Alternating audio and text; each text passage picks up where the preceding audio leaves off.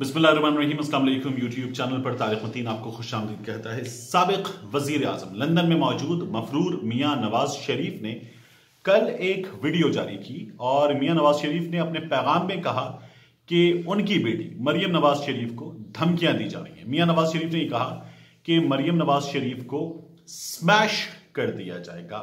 ये वर्ड्स उन्होंने इस्तेमाल किए और कहा कि उन्हें धमकियां दी जा रही हैं कि उन्हें जान से मार दिया जाएगा। मियां नवाज शरीफ के इस बयान पर मरियम नवाज शरीफ ने इसे जब ट्विटर पे रीट्वीट किया, लोगों ने उनसे बात की तो उन्होंने ये भी कहा कि ना सिर्फ धमकियां दी गई हैं बल्कि गालियां भी दी गई हैं।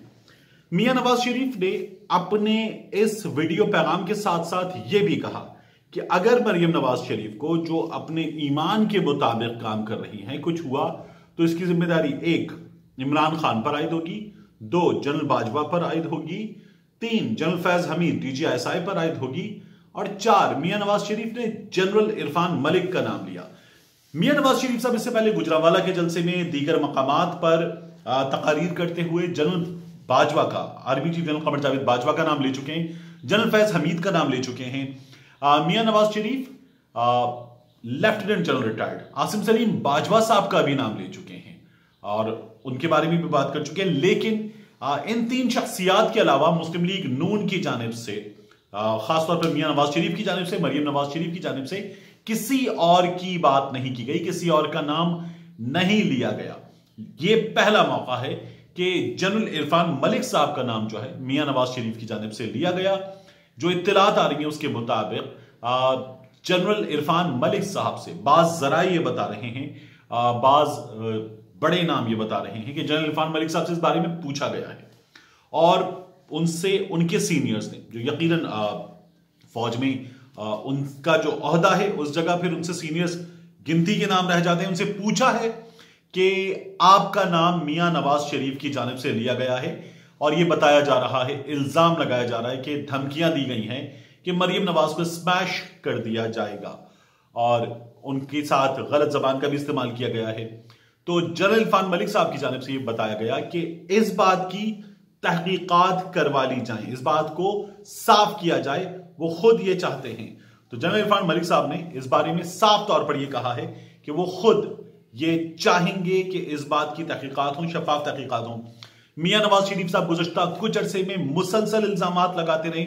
मरियम नवाज शरीफ इन इल्जामात के बाद ये कहती हैं कि हमारे पास सबूत हैं, लेकिन उसके बाद शाहिद खाकान अब्बासी या दीगर लोग हों, उन्होंने ऑन रिकॉर्ड ये कहा कि ऐसी चीजों के सबूत नहीं हुआ करते।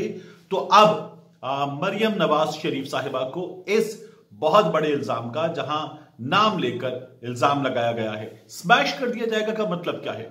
कुचल दिया जाएगा, रास्ते से हटा दिया जाएगा। यह बहुत बड़ा इल्जाम है मियां नवाज शरीफ का।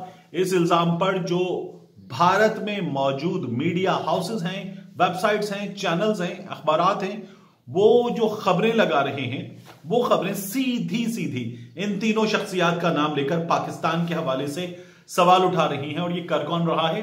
साबिक वजीर आजम पाकिस्तान मियां नवाज शरीफ, जिनके बारे में बिलावल भुट्टो पहले भी कह चुके हैं कि वो ये यकीन रखते हैं कि मियां नवाज शरीफ अगर जनरल बाजवा का, कमर जावेद बाजवा का, आर्मी चीफ का नाम लेकर बात करते हैं, जनरल फैज हमीद का नाम लेकर बात करते हैं, तो फिर उनके पास इस बात के सबूत उन्हें लगता है कि होंगे और वो वक्त पर सामने भी लाएंगे और उन्हें लाना चाहिए।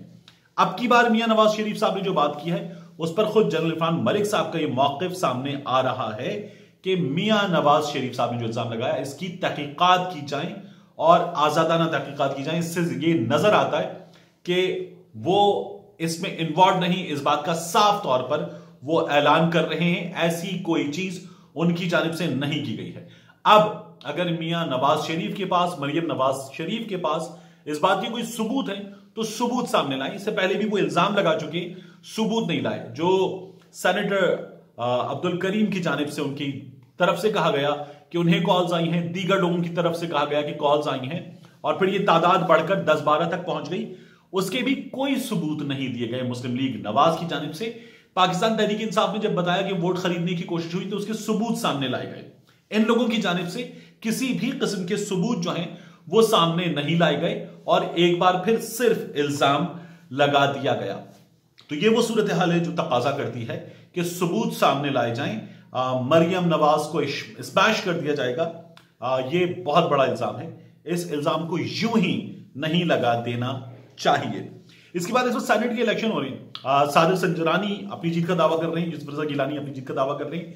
ये जो कैमरों का मामला है, कैमरों के इस मामले में अभी तक जो चीजें सामने आ रही हैं उसके मुताबिक सेनेट कवर करने वाले रिपोर्टर्स ये कहते हैं कि ये कैमरे यहां मौजूद थे, यानी जिस जगह ये बूथ बनाया गया है ये इस जगह कैमरे नहीं लगाए गए, यहां लगे हुए कैमरों के सामने बूथ लगाया गया। ये बूथ की प्लेसमेंट का सवाल है और अब बूथ की प्लेसमेंट बदल गई है।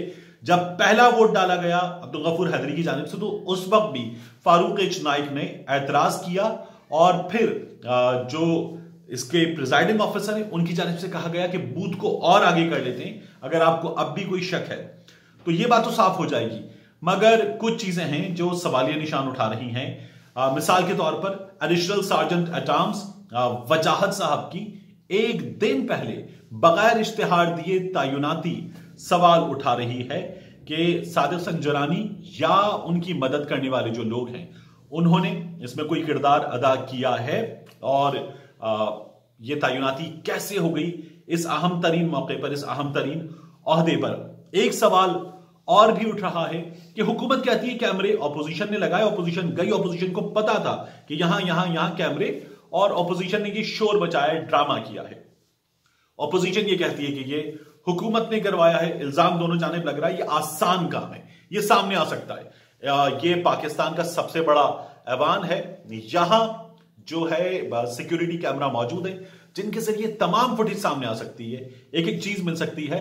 और इस सिलसिले में मुस्तफा नवाज खोखर की जानिब से, एहसन इकबाल की जानिब से, नवीद कमर की जानिब से, मुसद्दिक मलिक की जानिब से आला हुक्काम से राब्ता करके इस बात की यकीन दहानी हासिल कर ली गई है कि फुटेजेस इसकी दी जाएंगी, किसी भी चीज को जाया नहीं किया जाएगा, इस बात को यकीनी बनाया जा रहा है। तो तमाम चीजें जो है वो सामने आ सकती हैं। एक 6 रुकनी कमेटी बना दी गई है हाउस की, वो 6 रुकनी कमेटी जिसमें दोनों जानिब के हुकूमत और उसके इत्तेहादियों की भी 3 अरकान हैं और फिर ऑपोजिशन की साइड से, पीडीएम की साइड से भी 3 अरकान हैं। वो 6 रुकनी कमेटी जो है वो तमाम चीजें सामने लेकर आ सकती है। ये आसान और मुमकिन काम है। बहरहाल सादिक संजरानी अगर जीतते हैं तो इसका मतलब है कि उन्हें एएनपी का और जैसे वो दावा कर रहे थे कि मुस्लिम लीग नून से और फजलुर रहमान की जमात से 2 वोट पड़ सकते हैं, ये वोट पड़ गए हैं। और अपोजिशन को अगर हुकूमत की साइड से कोई वोट अगर नहीं पड़ता तो फिर नंबर पूरा नहीं हो सकता अपोजिशन का, क्योंकि इसहाक डार मुल्क से बाहर हैं, मफरूर हैं, उनका वोट नहीं है। और जो जमात इस्लामी के रुकन हैं उन्होंने ये फैसला किया है कि वो वोट नहीं डालेंगे, तो नंबर जो है वो अपोजिशन का भी पूरा नहीं हो सकता अगर हुकूमत की जानिब से कुछ लोग वोट ना डालते। हुकूमत ने ये बता दिया इमरान खान साहब को पिछली बार जो धचका लगा यूसुफ रजा गिलानी के जीतने के मौके पर, उसकी वजह से हुकूमत ने अपने सेनेटर्स से कुरान पर हलफ लिया है कि वो वोट उसी जानिब करेंगे, अपोजिशन की जानिब पीडीएम के कैंडिडेट को वोट नहीं डालेंगे, यूसुफ रजा गिलानी को वोट नहीं डालेंगे। कुरान पर हलफ लेने के हवाले से बाज लोगों ने कहा कि ये मुनासिब बात नहीं है, हम वोट डालेंगे, हम बता रहे हैं। तो कुरान पे बाज लोगों ने हलफ नहीं लिया, लेकिन कुरान पर हलफ हुकूमत की जानिब से लिया गया है। बाज लोगों ने कुरान पर वादा करने के बजाय सिर्फ वादा कर लिया है। यह है वो सूरत हाल जिसका नतीजा कुछ देर में हमारे सामने आने वाला है। मिलते हैं इंशाल्लाह आपसे अगली वीडियो।